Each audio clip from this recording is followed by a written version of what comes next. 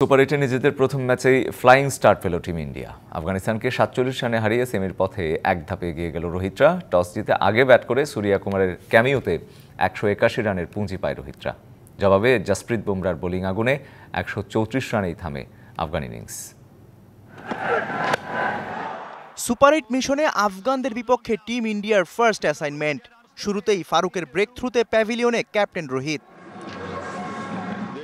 Innings বড় করার ইঙ্গিত দিয়েও রশিদের বলে ভুল শটে উইকেট দিয়েছেন ঋষভ পান্ট। ফর্মহীন কোহলি থেমেছেন 24-এ।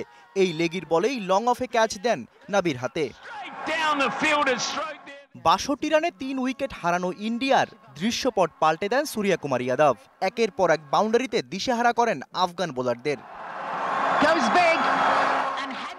শিভাম 10 রানে ফিরলেও হার্দিক সূর্যার 60 রানের জুটিতে পুরোপুরি ম্যাচের মোমেন্টাম নেয় টিম ইন্ডিয়া। 28 বলে 53 রান আসে এই ব্যাটারের উইলো থেকে।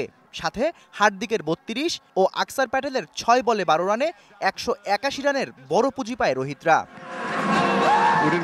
বিশ্বমানের থার্মিক্স রড, সালাম স্টিল থার্মিক্স, দেশের একমাত্র থার্মিক্স রড। বোলিংয়েও আধিপত্য ভারতেরই। জসপ্রীত বুমরাহ শোতে পাওয়ার প্লের আগেই ভেঙে পড়ে আফগানদের টপ অর্ডার। মিডল ওভারে স্পিনারদের দাপট। কুলদীপ জাদেজাদের সামনে ইনিংস বড় করতে ব্যর্থ গুলবাদিন আর ওমরজাই। পাওয়ার প্লেতে 2 উইকেট নেয়া বুমরাহ স্লগ ওভারে এসে নিয়েছেন আরও একটি। 4 ওভারে রান দিয়েছেন মাত্র 7।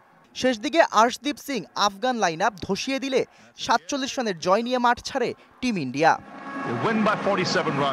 Shahriar Hossain, DBC news desk.